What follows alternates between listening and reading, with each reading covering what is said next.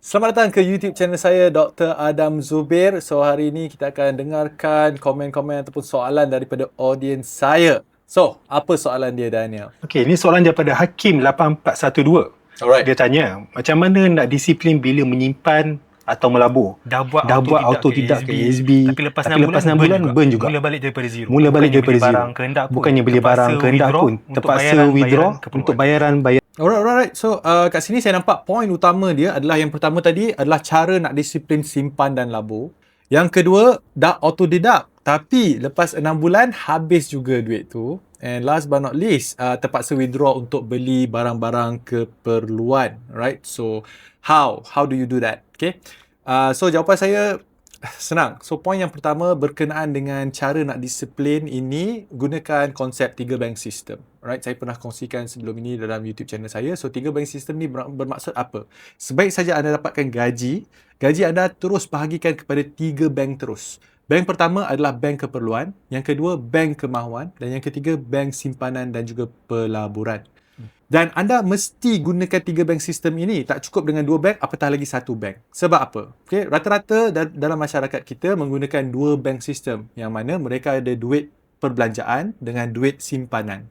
Problem dengan 2 bank ni adalah bila duit perbelanjaan habis, maka anda akan korek duit simpanan anda. So, it beats the purpose, right? No point anda ada bank simpanan sebab anda punya bank simpanan sentiasa habis. Hence why the 3 bank system. So, the 3 bank system uniknya kat sini adalah anda ada bank keperluan. Kegunaannya adalah untuk beli barang-barang keperluan. Anda ada juga bank kemahuan. Tujuannya adalah untuk beli barang-barang kemahuan. Dan anda akan ada bank simpanan dan pelaburan. Tujuannya adalah untuk simpan dan pelaburan. And syarat untuk pastikan 3 bank sistem ini berjaya adalah anda jangan sesekali ataupun diharamkan sama sekali untuk usik duit bank simpanan dan juga pelaburan ini. In term of percentage, berapa anda nak buat? Anda boleh ikut beberapa. Ideally, anda buat 50, 30, 20. 50% keperluan, 30% kemahuan dan 20% simpanan dan pelaburan. Tapi bagi mereka yang baru nak start, okay, and nak disiplin, betul? Point here adalah untuk disiplin. 80, 10, 10. 80% untuk keperluan, 10% untuk kemahuan dan 10% untuk simpanan dan juga pelaburan. Right? Maksud dia yang 3 bank sistem ni, adakah dalam satu bank atau literally ada 3 bank yang lain-lain? Dia literally kena ada 3 bank yang berbeza and normally bank yang ketiga iaitu bank simpanan dan pelaburan. Kalau anda tak nak buka bank yang baru, apa yang anda boleh buat? Tindakan yang lebih bijak adalah anda jadikan contohnya ASB sebagai bank ketiga ataupun bank simpanan dan pelaburan anda. Yang mana anda letak duit anda dalam bank, dalam ASB anda, jangan usik langsung. Okay, jangan usik langsung. So, harapnya dengan menggunakan 3 bank sistem ni, dia satu dapat menyelesaikan masalah susah nak disiplin. Sebab poin dia senang. Anda biarkan sistem untuk menguruskan kewangan anda. Poin yang kedua juga, dengan adanya 3 bank ini, takkanlah terjadi situasi di mana anda terpaksa korek balik duit simpanan anda kerana nak membayar barang-barang keperluan. Right? So, itu 3 bank system. Tapi, poin yang saya nak kongsikan, poin yang kedua sini adalah this is an added layer. Added layer ni adalah apabila anda spend duit tapi duit anda habis juga.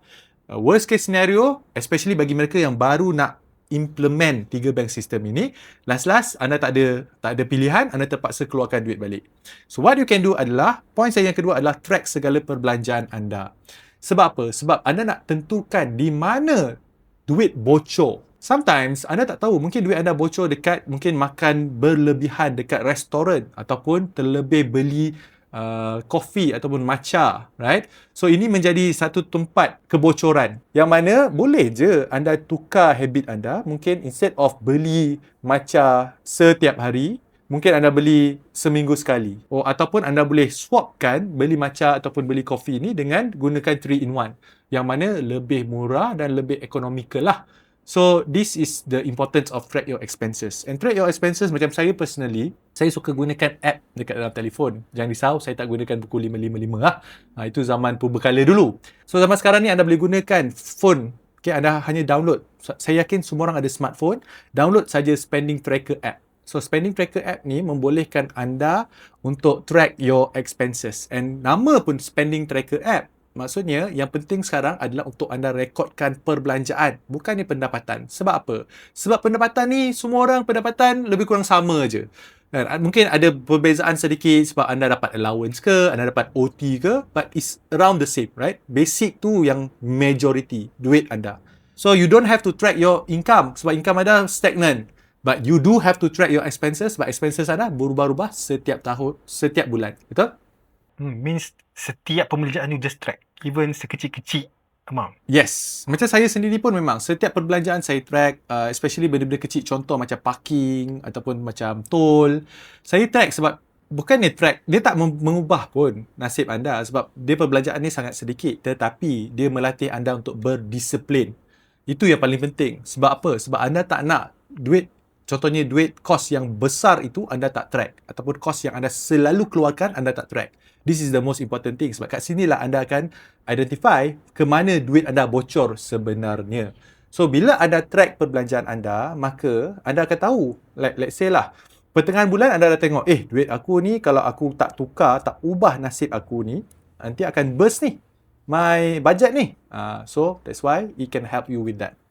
And last but not least, point yang ketiga lah, bila saya baca komen daripada Hakim ini, dah buat autodidak ke ASP tapi lepas 6 bulan burn juga, mula balik daripada kosong, bukannya beli barang kehendak pun, terpaksa withdraw untuk bayaran keperluan. So in other words, mungkin point yang ketiga saya adalah mungkin pendapatan anda tak cukup. I mean, let's be real, especially bagi mereka yang hidup ataupun tinggal di bandar. Cost of living sekarang ni sangat-sangat tinggi berbanding dengan sebelum ini, right? So my third point is that kalaulah pendapatan anda mungkin bukannya sebab anda tak bajet, mungkin sebab bukan anda beli barang-barang kemahuan pun, tapi sebab kos untuk hidup itu sendiri tinggi.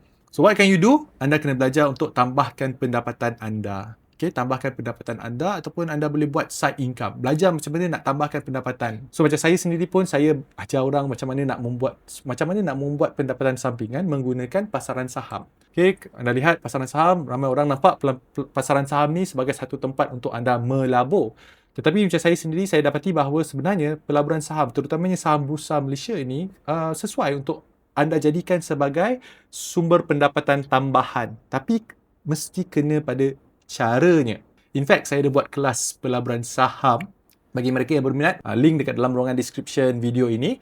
Cara untuk anda sertai kelas pelaburan saham saya, yang mana saya ajar cara praktikal melabur dalam pelaburan saham menggunakan 4 teknik mudah sahaja. Kenapa 4? Sebab kalau anda nak jadikan saham sebagai side income anda kena mudahkan cara pemilihan kaunter-kaunter saham, so that anda boleh buat pilihan dengan cepat, anda boleh bertindak dengan cepat. Okay, I think that's the key word here. Okay, you got to be fast, you got to be quick, and you got to get out quick juga. Itulah cara anda nak jadikan saham ini sebagai salah satu sumber pendapatan. Dan selain daripada itu, apa yang anda boleh buat? Macam-macam cara. Terutama di zaman sekarang ini, ada banyak peluang-peluang untuk anda tambahkan dan gandakan pendapatan anda, sama ada secara online, ataupun, like the conventional route, right? Contohnya, jual cookies ke, jual nasi lemak ke, ambil order ke, buat e-hailing ke dan sebagainya. So you top up pendapatan anda, tapi duit top up ini janganlah belanjakan. Duit top up ini gunakan untuk bina simpanan anda.